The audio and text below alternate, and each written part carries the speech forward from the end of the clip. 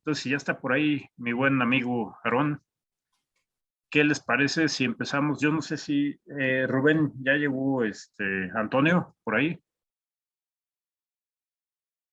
Eh, Creo que no. Bueno, no ha llegado Antonio. Claudia Octaviano me dijo que no podía estar porque le pusieron una junta de gobierno y pues ni modo, ¿no? Pues el jefe, ahí sí el jefe manda. Entonces, si quieren, pues empezamos nosotros. Y está abierto para preguntas del público, por favor, adelante. Yo sé que tenemos una gran ventaja. Muchos de los asistentes a estas conferencias están aquí cada vez, ¿no? Entonces, todos, la gran mayoría de ustedes creo que han visto todas las conferencias de este módulo. Entonces, cualquier pregunta que tengan aquí, nuestros dos invitados los pondremos aquí a que nos digan lo que las otras dos personas que no están tendrían que responder. Vamos a ver cómo. ¿No?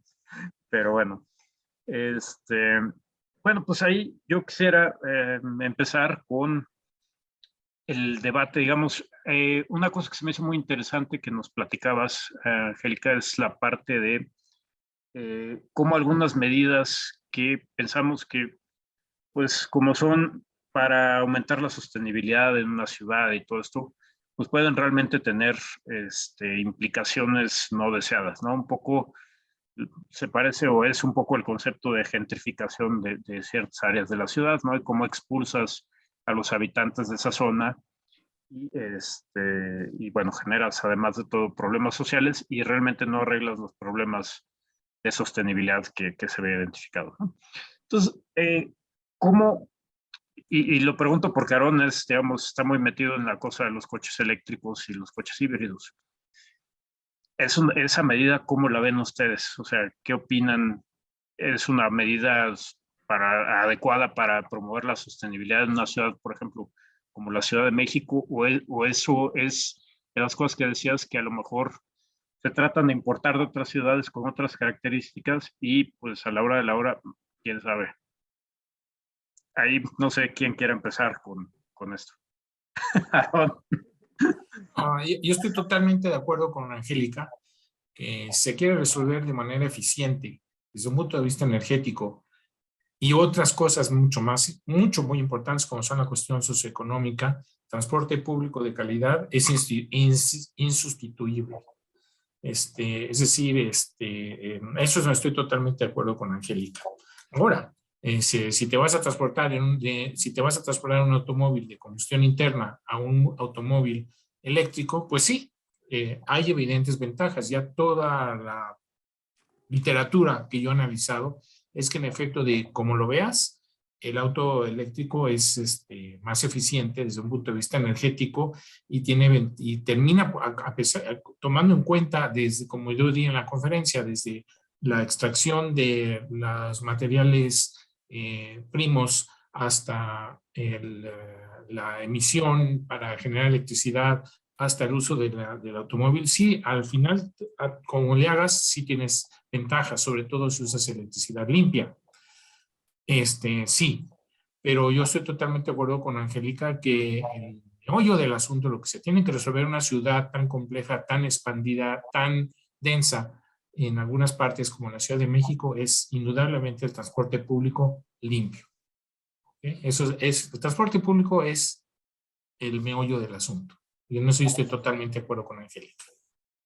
Sí, bueno, yo opino que sí, tenemos que avanzar hacia el transporte público, pero no solamente en las zonas donde se ve bonito, sino en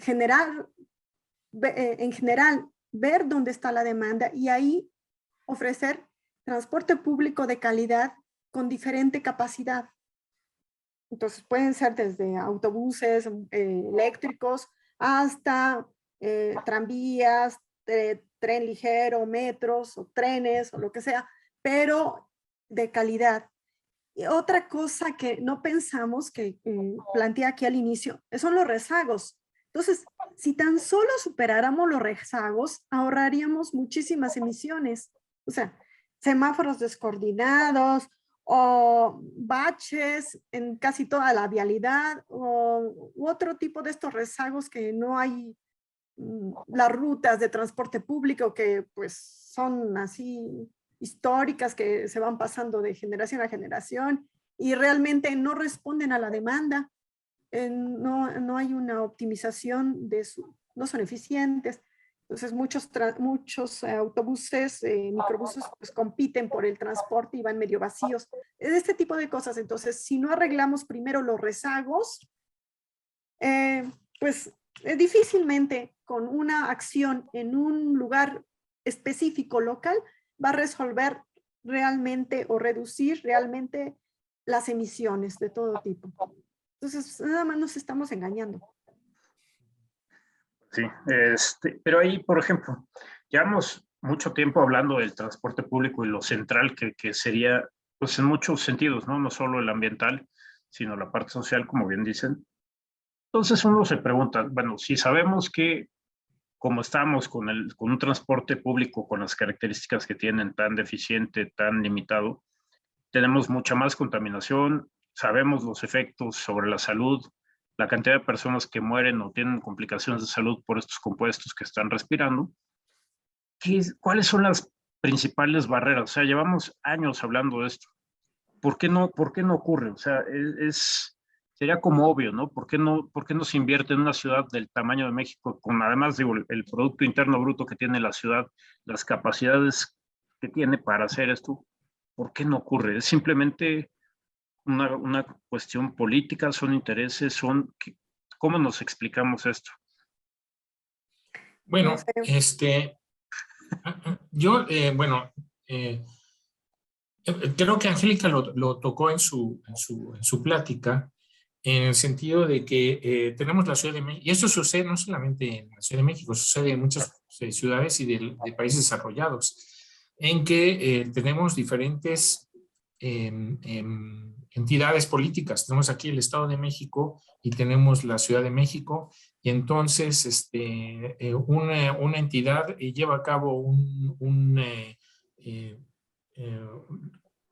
proyecto en donde se tiene uno que bajar del camión o del BRT, muy elegante, porque para tomar el BRT del Estado de México pues tiene uno que caminar como 1 kilómetro para tomar el BRT estoy exagerando, pero eso es porque no hay una forma de planeación integral y multiestatal o lo que llaman en el Instituto de Geografía lo de la corona de ciudades en el centro de México. La única institución es la Comisión Ambiental Metropolitana, pero que es, digamos, muy limitada por diseño, en donde no por diseño hace mucho por tratar de coordinar esfuerzos, pero no tiene ninguna poder para poderlos llevar a cabo. Y se necesita entonces crear unas instituciones capaces de aglutinar, en mi opinión, la planificación de movilidad a nivel ya del Estado de Hidalgo, el Estado de México, la ciudad de CDMX, Morelos, Puebla, ¿ok? Tlaxcala. Y no existe, en mi opinión, pudiéndose hacer una institución multiestatal que coordine a través de proyectos, a través de una planeación regional, el transporte. Entonces es una cuestión institucional, de limitaciones institucionales que tenemos, que antes estaba muy bien porque la Ciudad de México era muy chiquita, comparado a lo que es ahora, pero ahora todas las ciudades han crecido y ya fueron una corona regional. Y ese crecimiento, esa expansión, no le ha correspondido la construcción de instituciones que puedan administrar y coordinar esta nueva realidad, ¿no? Nueva entre comillas, ¿no? Bueno, yo creo que también es la falta de planificación metropolitana. Entonces, los gobiernos a lo mejor creen que ese organismo de planificación metropolitana es a lo mejor muy fuerte, más fuerte que los propios gobiernos, pero debería de existir un organismo de planificación metropolitana que planificara a largo plazo. y que se coordinara con todos los niveles de gobierno, y que no fuera de un sexenio, sino de que fuera pues para realmente largo plazo. ¿Por qué? ¿Y por qué no se invierte? Pues porque es cada sexenio. Cada sexenio hay un proyecto, un conjunto de proyectos, y no se piensa qué va a pasar de 6 años después. Nada más importa, bueno, con estos recursos que tengo, voy a hacer esto para este sexenio. Y después, pues no me importa lo que pase. Y el que viene, pues, y si es de otro partido político, pues lo quita o lo pone, o incluso al mismo tiempo los vecinos tienen ideas que se contraponen. Pero debería de ser una planificación metropolitana y hacer una red multimodal, donde no se peleen los modos de transporte, porque hay usuarios que son para cada tipo de transporte. Entonces tiene que ser una red multimodal donde sea fácil pasar del auto al autobús o al metro, o de la bicicleta al transporte público, y no tengamos que hacer esos transbordos tediosos o largos que desincentivan a hacer este uso, y entonces dice la gente, pues no, mejor tomo un taxi o mejor hago otra cosa, ¿no? Esa es planificación, falta de planificación metropolitana y falta de planificación a largo plazo, o en general, falta de planificación en nuestras ciudades. Yo lo que diría es falta de instituciones. Es decir, hay huecos institucionales que no pueden, que no están diseñados para tomar en cuenta ahora el crecimiento que han tenido las ciudades del centro de la República. Lo que le llaman la porque ahí no tienen dientes, ajá, o sea, sin dientes, exacto. Recomendaciones sin dientes. Entonces, ¿para qué sirve? Pusiste la palabra correcta, Angélica. Sí, no, y sobre todo cuando uno lo une así. Pues sí, y cuando uno lo une con otros temas, como puede ser inseguridad y este tipo de cosas, ¿no? Ya te la sabes de algunas rutas clásicas, ¿no? Pues es muy urgente esta visión más integral entre temas, entre modos de transporte y entre, digamos, toda la región que nos concierne, ¿no? Aquí en la Ciudad de México, por ejemplo, o en las distintas ciudades. Voy a abrir aquí, porque no los quiero tener nada más para mí solito. ¿No? Aquí Aymara Ramírez nos pregunta, ¿por qué se sabe que los vehículos privados generan más emisiones? Parecería que se invierte más en generar infraestructura para este medio en lugar de generar, por ejemplo, mayores inversiones en transporte público para bicicletas. Bueno, en realidad no sé si se invierte más o menos en una otra cosa, pero cuando se invierte en infraestructura vial es para todos, porque en la infraestructura vial pasan los autos, pasan los camiones de carga, pasan los autobuses, pasan las bicicletas, las motos, los taxis, todos menos el metro, ¿no? O el tren. Entonces, cuando se invierte en infraestructura vial, pues la usan todos, o tendría uso para todos. Me da la impresión de que a lo mejor se refiere también a la infraestructura de que tengas lugares donde cargar tu auto y esto, ¿no? Tus autos eléctricos. No sé, digo, bueno, o a lo mejor yo estaba pensando en eso. Es que no sé, a lo mejor esa es para Aarón, sí. No entendí. A lo mejor. Bueno, es que esa es la otra pregunta. ¿O es, sí, también. Marcelo. Bueno, si quieres leer la pregunta que me hace Patricio Marcelo. Sí, Aarón, ¿las estaciones de carga de energía para autos eléctricos provienen de combustibles fósiles? Las pocas, hola Marcelo, las pocas que tenemos en la Ciudad de México, claro que sí. De hecho, no está diferenciado. Es decir, no sabes de dónde viene la electricidad fósil. En otros lugares, tú puedes escoger, por ejemplo, si vas a tener una estación de carga en tu casa, tú puedes decir, yo quiero que la electricidad que viene a mi casa venga de generadores de electricidad a base de ciclo combinado con gas natural. Es decir, inclusive puedes escogerlo para ser un poquito más amigable con el, aunque sigues utilizando combustibles fósiles, pero ser un poco más amigable con el medio ambiente.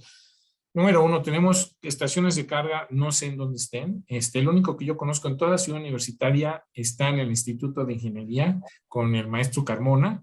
es que si tienes un carro eléctrico en toda la ciudad universitaria, tendrías que pedirle a Angélica que por favor le diga al maestro Carmona que si anda por ahí para poder cargar tu En carro, ecología he ¿no? visto uno también. ¿En dónde? Ecología, por el ANSYS. Ah, sí, cierto. Sí, Y sí. es con luz solar. Sí, sí. Pero entonces, las pocas que hay son, vienen con la electricidad de Comisión Federal de Electricidad. Y si viene de Comisión Federal de Electricidad, viene de Tula. Y si viene de Tula, viene con emisiones muy malas, porque utilizan todavía combustóleo en Tula, ¿no? Entonces, esa sería la respuesta. ¿Ok? Lo ideal sería tener, por supuesto, estaciones de carga con luz solar o algún otro tipo de energía renovable. Ahí aprovechando que mencionas Tula, por ejemplo, mucho se habla de pronto en los medios y esto, en las redes sociales, todo, que, y bueno, en el instituto también, ¿no? Las contingencias ambientales, por ejemplo, en la Ciudad de México, mucho tiene que ver con, digamos, el transporte de contaminantes de otras fuentes que no están dentro de... Entonces, digamos, en términos de combatir, digamos, la contaminación y sus impactos aquí en la población de la ciudad o en los cultivos de la zona, digamos. Por ejemplo, cómo se podría lograr esto, ¿no? O sea, además de la movilidad, por ejemplo, si metiéramos coches eléctricos, se tendrían que poner algunas normas sobre de dónde viene la energía y qué fuentes tiene. Así sería lo ideal, que sería lo ideal. Ahora, ¿no? Una parte de las emisiones de la electricidad generada por Comisión Federal, dependiendo del año, es entre 15 y 20% máximo es a través de energía hidráulica. Es decir, entonces esa, si la quieres considerar así, no tiene tantas emisiones. Entonces, eso podría ser una. Pero en la mayor parte, yo creo que el problema de la energía solar es que necesita mucho espacio. Pues el único espacio que podríamos utilizar para generar electricidad, entonces sería lo que es el lago de Texcoco. Y eso sería algo interesante para desarrollar. En algunas ocasiones he oído que la gobernadora Claudia Sheinbaum, la gobernadora de la Ciudad de México, ha mencionado, usado el nombre de la ciudad solar. Sería interesante ver bien a qué se refiere y ver si se están tomando pasos en ese sentido. ¿Okay?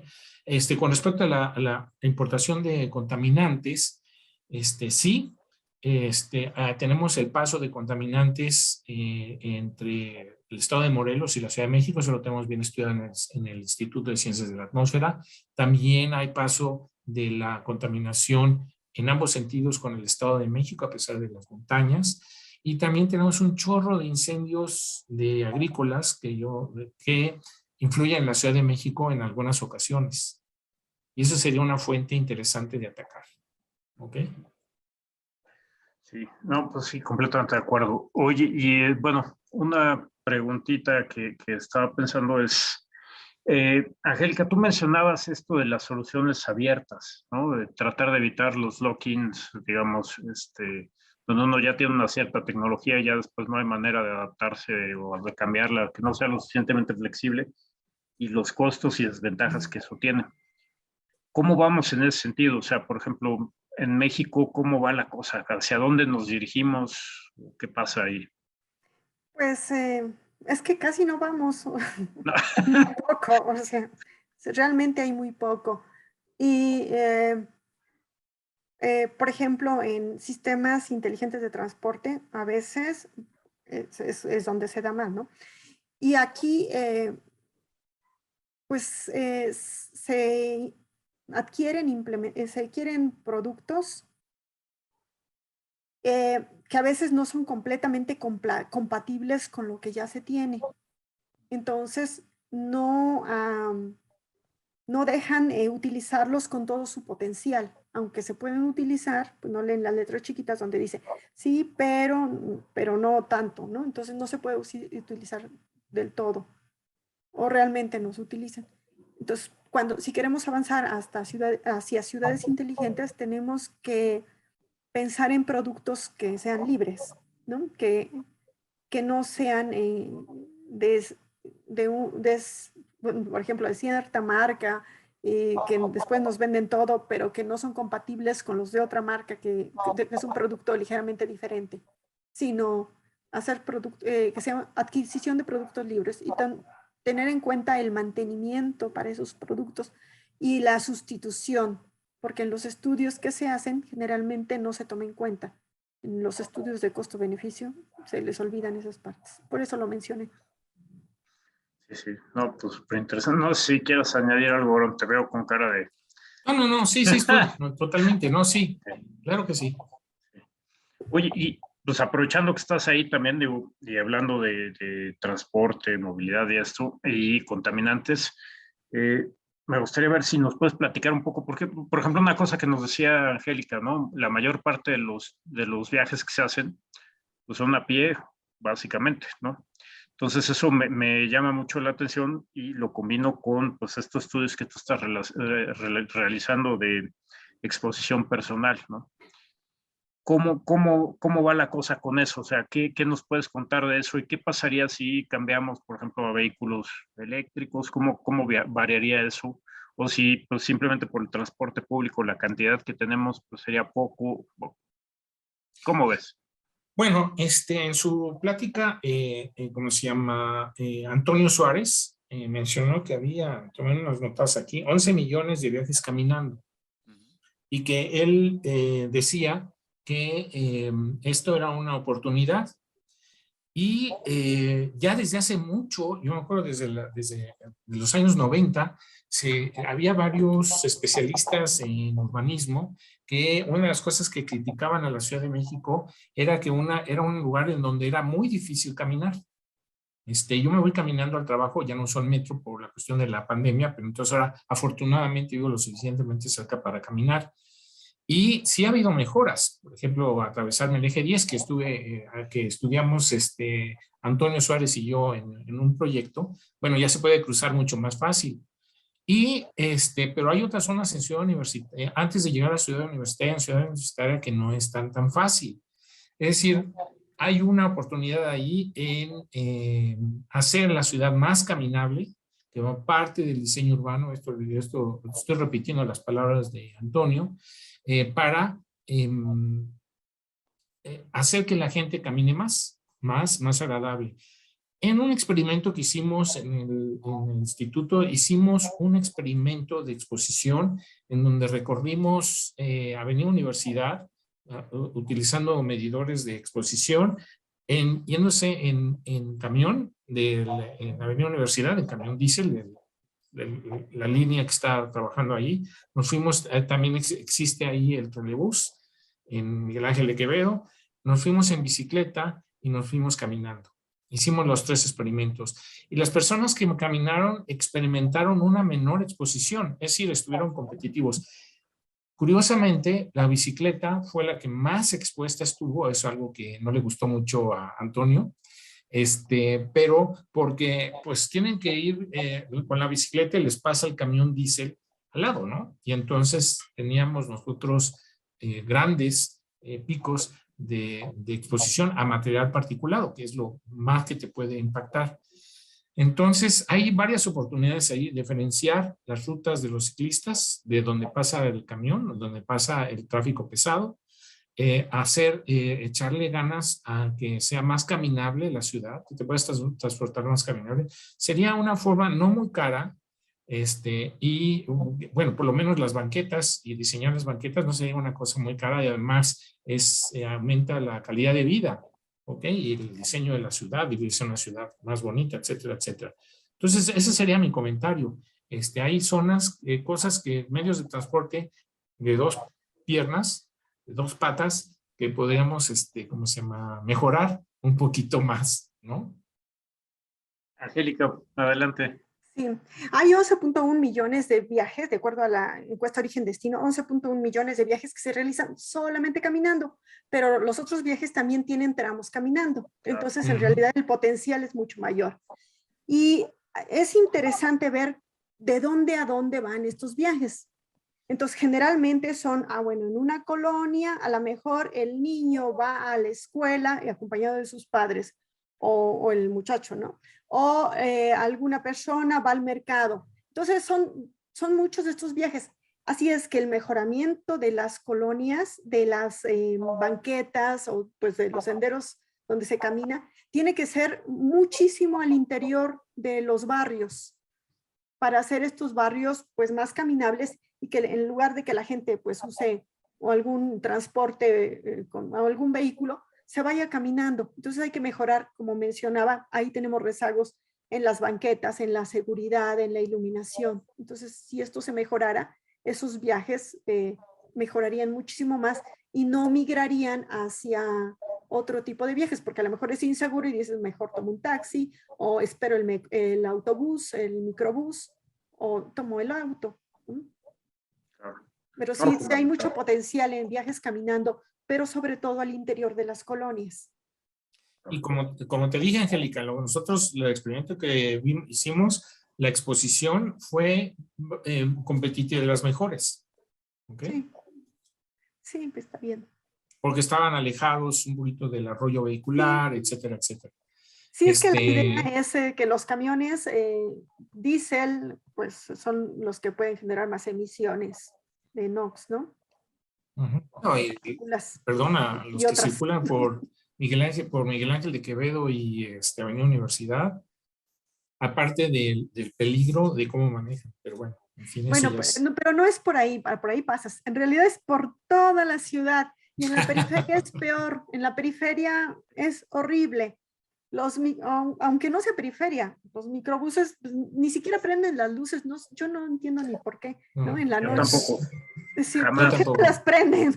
Hay cuestiones así de inseguridad o de, pues, quién sabe quién maneja muy mal. Yo insisto, esa es una cuestión de instituciones, es una cuestión institucional que hace falta, ¿no? Sí, sí, y esto se replica en nuestras ciudades. Bueno, recuerdo a la audiencia que a lo mejor ya los asusté por hacer tantas preguntas yo, pero estamos abiertos a preguntas. Y yo ahí me quedé con una cosa que me pareció muy, muy interesante y que yo lo vi que existía, por ejemplo, en Ámsterdam, que tú mencionabas, Angélica, esto de los incentivos para evitar picos de tráfico, ¿no? De poner ciertas, digamos, como impuestos o algún tipo de cobros. Si quieres circular en las horas pico, este tipo de cosas.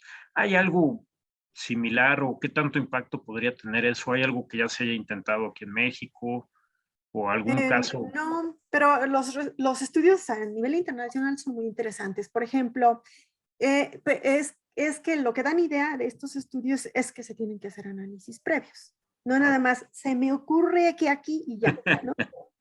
Entonces se tienen que hacer análisis. Bueno, cuando se hizo el primero, por ejemplo, en Estocolmo, que eso ya tiene, como 20 años, ya no recuerdo la fecha exactamente, pues sí, se redujeron bastante las emisiones y se mejoró, al menos en esa zona.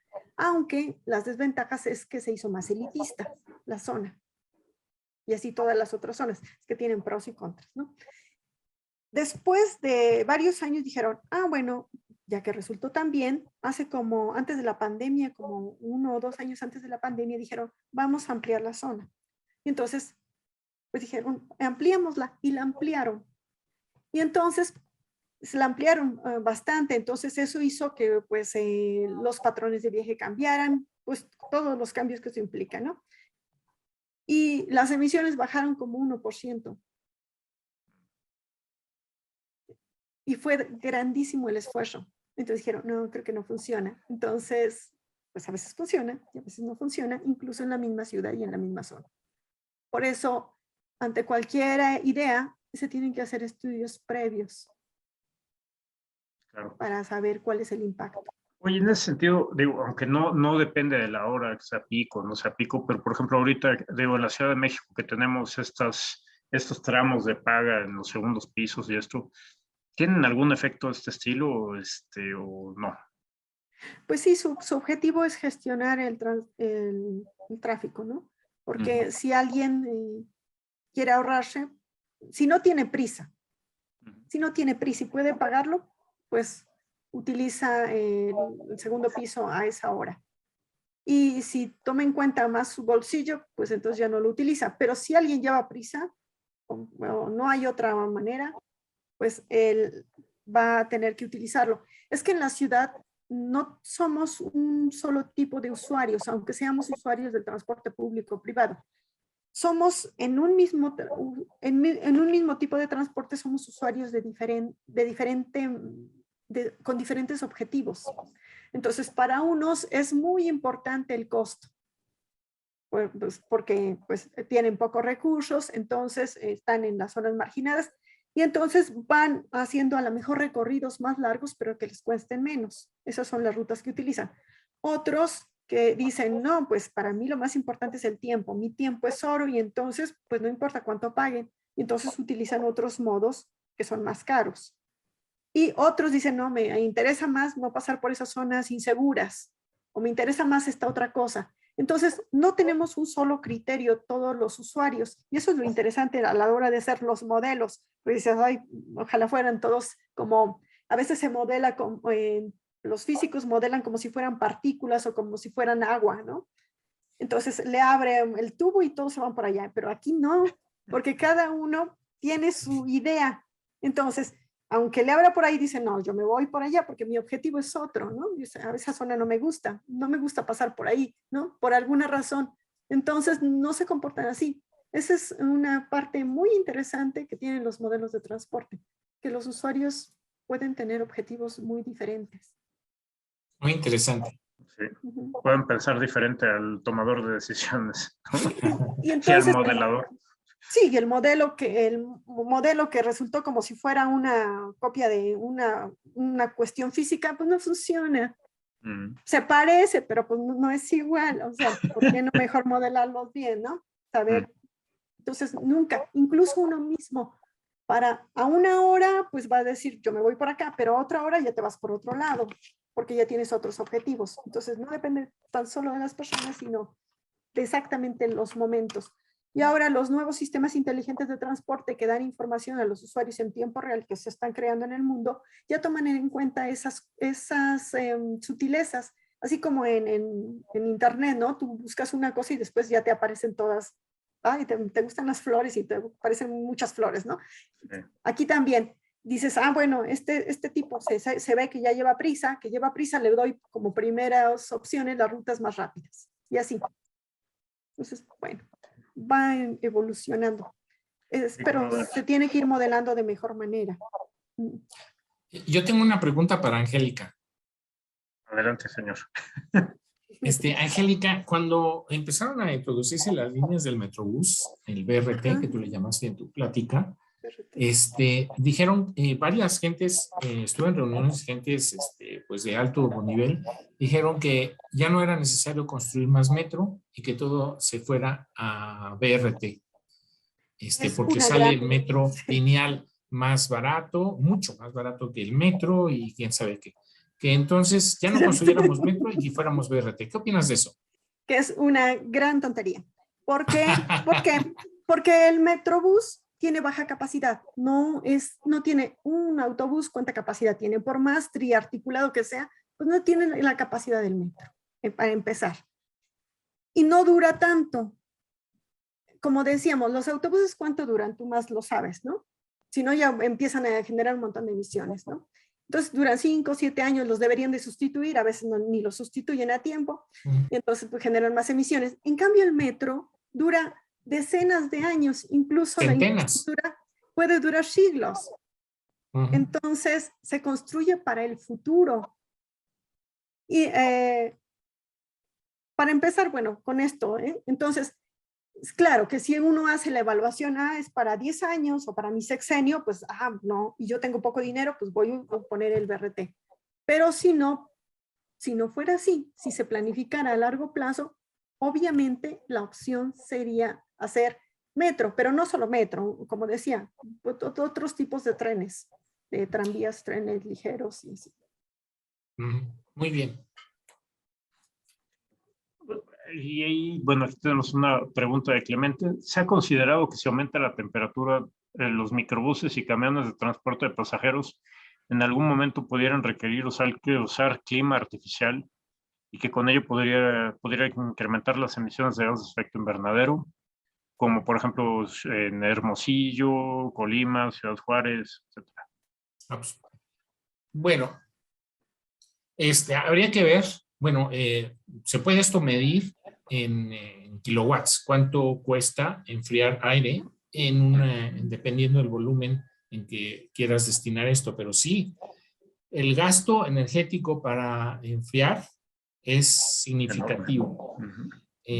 Cuando tú estás en un automóvil de 4 cilindros chiquito y tienes aire acondicionado, el porcentaje de kilowatts que usas para enfriar el vehículo, que va a andar por como 4 kilowatts, es importante. Cuando tienes el mismo volumen, o casi el mismo volumen, en un motor ya mucho más potente, el porcentaje que utilizas de esa energía para enfriar es menos.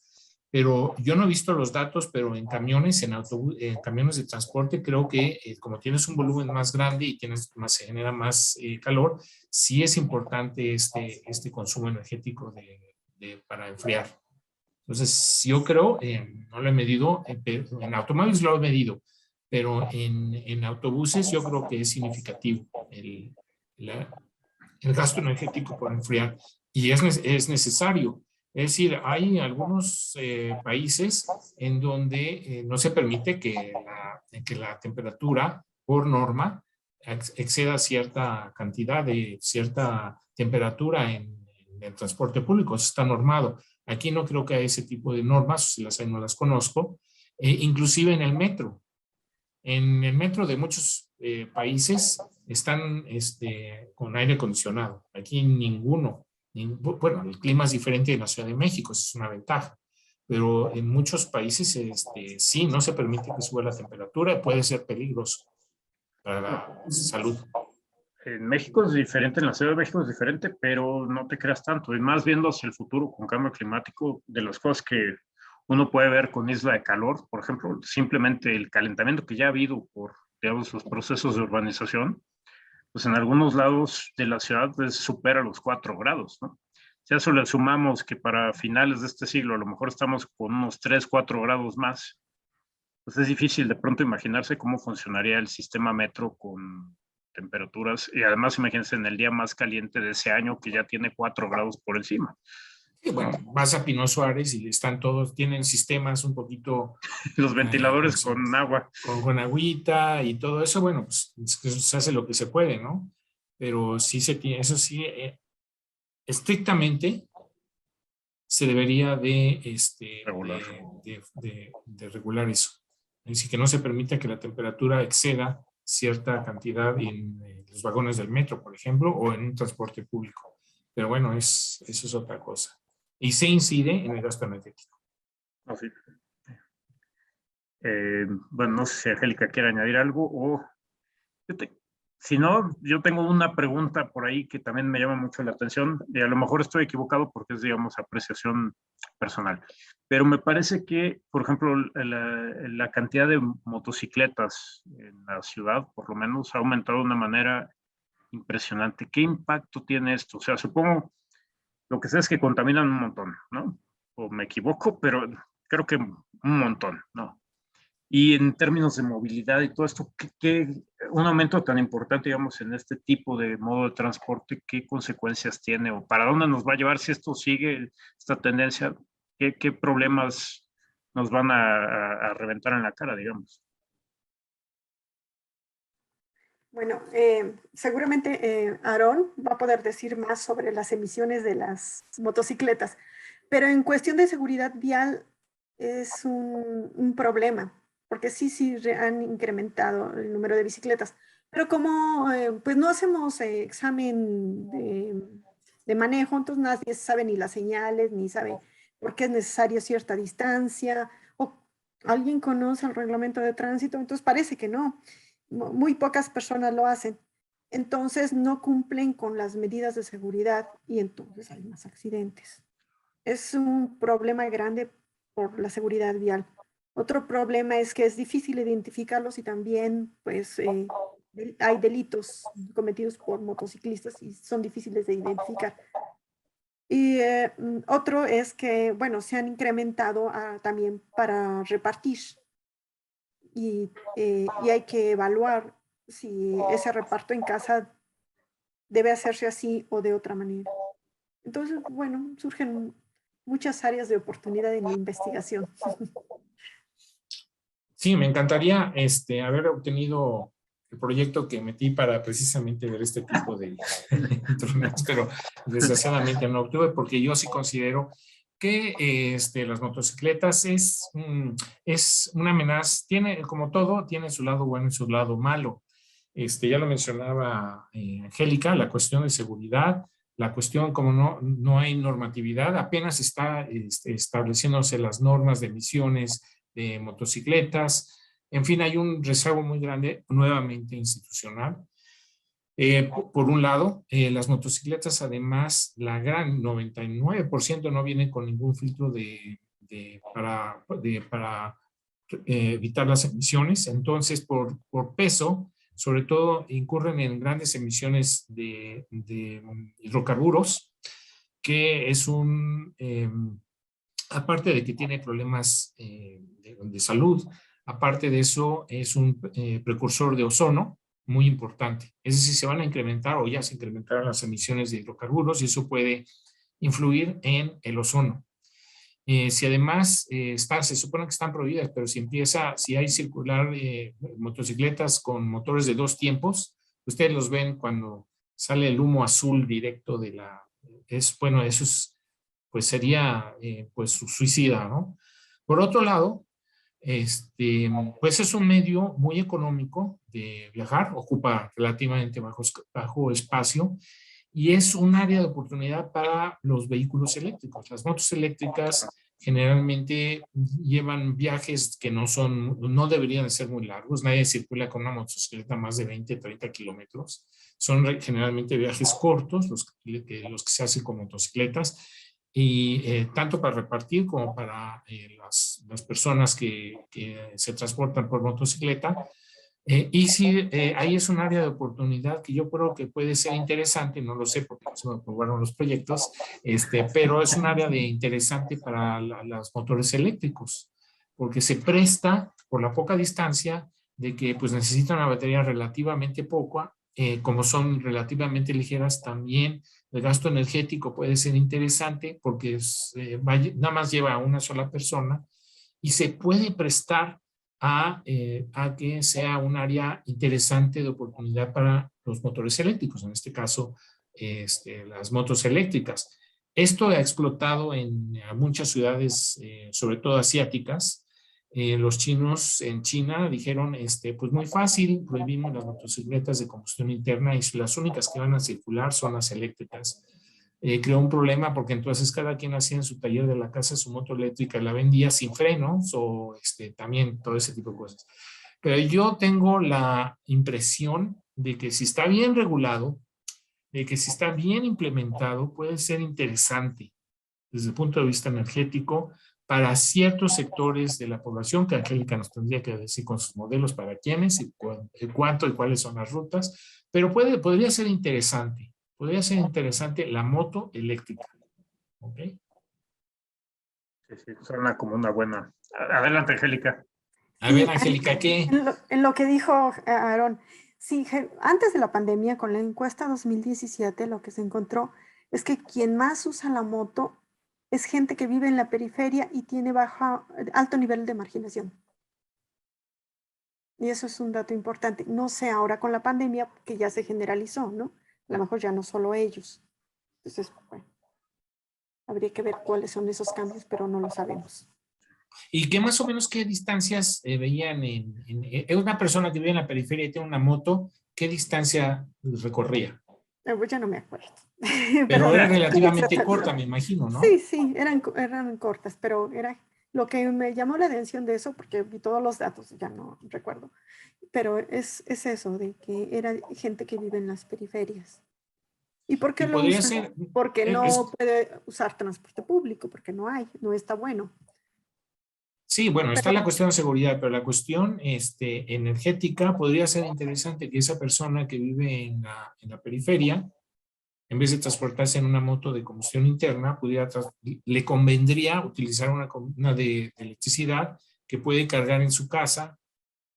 En fin, hay una cosa que explorar y que en mi opinión podría ser una oportunidad. sí, Hay fotografías de las ciudades asiáticas en donde se ven ríos de motociclistas, ¿cómo se llama? Así, te asustan, pero si esos, lo mejor sería que se fueran en un transporte público, pero quizás ahí tiene cierta ventaja la moto eléctrica. Es lo que sería interesante ver si podemos migrar de la moto a la moto eléctrica de forma económica y que le convenga a las personas, ¿ok?